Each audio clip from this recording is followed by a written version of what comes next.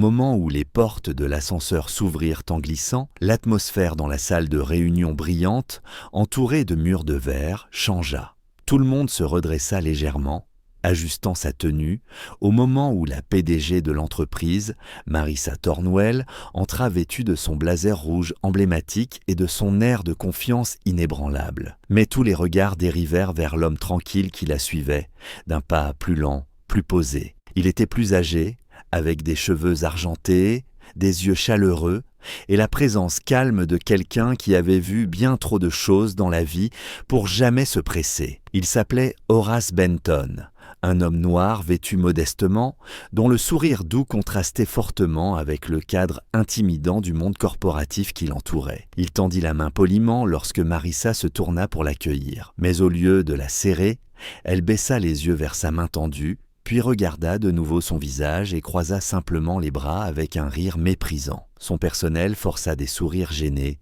incapables de savoir s'ils devaient suivre son exemple ou cacher leur malaise. La main du vieil homme s'abaissa lentement, mais son sourire, bien que désormais affaibli, ne disparut pas. Et en une fraction de seconde, la pièce sembla plus froide, comme si tous venaient d'être témoins de quelque chose de profondément injuste et pourtant irréversible. Si vous croyez que la gentillesse et les secondes chances comptent encore dans ce monde, merci d'aimer, de commenter, de partager et de vous abonner à Kindness Corner. Et dites-nous en commentaire d'où vous nous regardez. Ce que personne dans la pièce ne savait, c'est que Horace avait passé des décennies à soutenir les gens, investissant discrètement dans de petites communautés, croyant en des individus alors que leur propre monde les avait abandonnés. Mais il ne s'était jamais soucié de costumes luxueux ou d'entrées grandioses, ce qui faisait souvent que des personnes comme Marissa le sous-estimaient avant même d'apprendre qui il était réellement. Marissa, qui avait lutté sans relâche pour construire Tornwell Analytics, d'une minuscule start-up en une entreprise multimillionnaire, croyait que le pouvoir s'affichait à travers l'image, la domination et le refus de s'abaisser devant quiconque qu'elle jugeait indigne de son temps. Ainsi, lorsqu'elle vit l'absence de tenue élégante d'Horace, elle supposa qu'il était quelqu'un au-dessous de son attention, ignorant qu'il était précisément l'investisseur qui pouvait sauver son entreprise en train de s'effondrer. Plus tard dans la journée,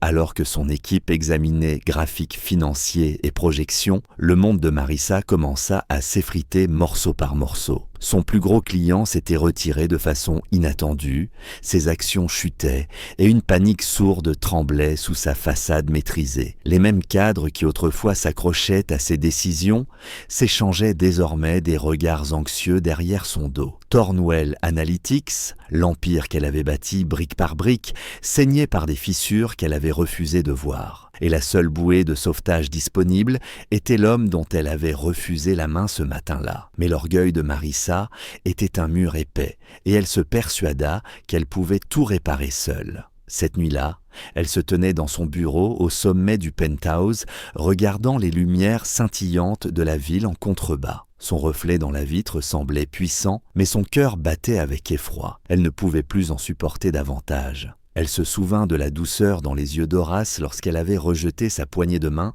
et une pointe de culpabilité la traversa. Mais elle la repoussa. Elle avait construit cette entreprise sans aucune aide, se répétait-elle.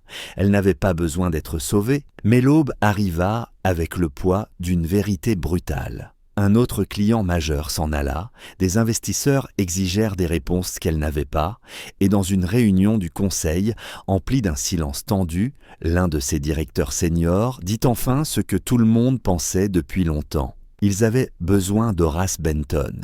Non seulement pour son argent, mais pour son esprit stratégique et sa réputation d'homme qui sauvait les entreprises grâce à sa sagesse, non grâce à son ego. La vérité frappa Marissa si violemment, elle en eut le souffle coupé. Son arrogance lui avait coûté bien plus qu'une opportunité. Elle lui avait coûté sa dignité. D'une main tremblante, elle demanda à son assistante de retrouver Horace. Au moment où les portes de l'ascenseur s'ouvrirent en glissant, l'atmosphère dans la salle de réunion brillante, entourée de murs de verre, changea.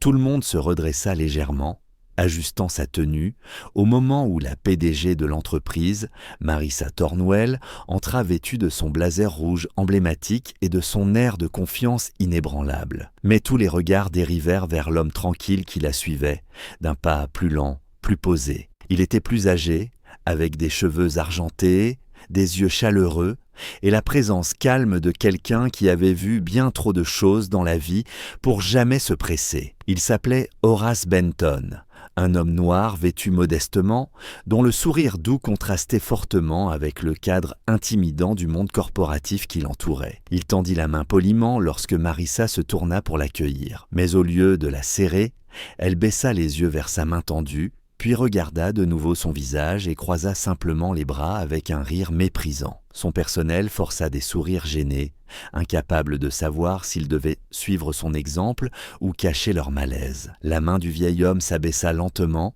mais son sourire, bien que désormais affaibli, ne disparut pas. Et en une fraction de seconde, la pièce sembla plus froide, comme si tous venaient d'être témoins de quelque chose de profondément injuste et pourtant irréversible. Si vous croyez que la gentillesse et les secondes chances comptent encore dans ce monde, merci d'aimer, de commenter, de partager et de vous abonner à Kindness Corner.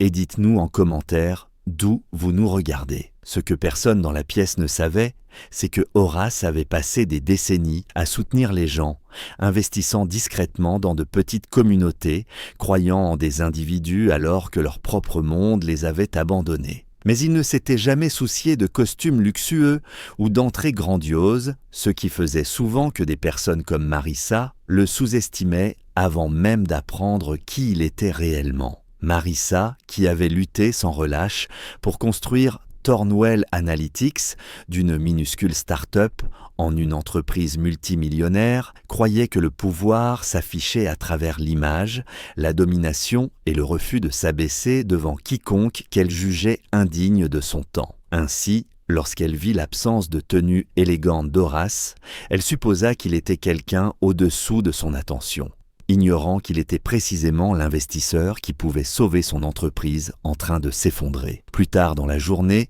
alors que son équipe examinait graphiques financiers et projections, le monde de Marissa commença à s'effriter morceau par morceau. Son plus gros client s'était retiré de façon inattendue, ses actions chutaient et une panique sourde tremblait sous sa façade maîtrisée. Les mêmes cadres qui autrefois s'accrochaient à ses décisions s'échangeaient désormais des regards anxieux derrière son dos. Tornwell Analytics, l'empire qu'elle avait bâti brique par brique, saignait par des fissures qu'elle avait refusé de voir. Et la seule bouée de sauvetage disponible était l'homme dont elle avait refusé la main ce matin-là. Mais l'orgueil de Marissa était un mur épais, et elle se persuada qu'elle pouvait tout réparer seule. Cette nuit-là, elle se tenait dans son bureau au sommet du penthouse, regardant les lumières scintillantes de la ville en contrebas. Son reflet dans la vitre semblait puissant, mais son cœur battait avec effroi. Elle ne pouvait plus en supporter davantage. Elle se souvint de la douceur dans les yeux d'Horace lorsqu'elle avait rejeté sa poignée de main, et une pointe de culpabilité la traversa. Mais elle la repoussa. Elle avait construit cette entreprise sans aucune aide, se répétait-elle.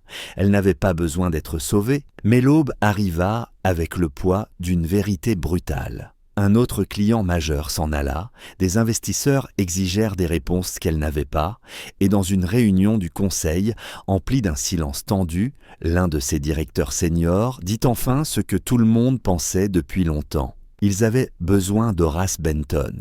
Non seulement pour son argent, mais pour son esprit stratégique et sa réputation d'homme qui sauvait les entreprises grâce à sa sagesse, non grâce à son ego. La vérité frappa Marissa si violemment, elle en eut le souffle coupé. Son arrogance lui avait coûté bien plus qu'une opportunité. Elle lui avait coûté sa dignité. D'une main tremblante, elle demanda à son assistante de retrouver Horace.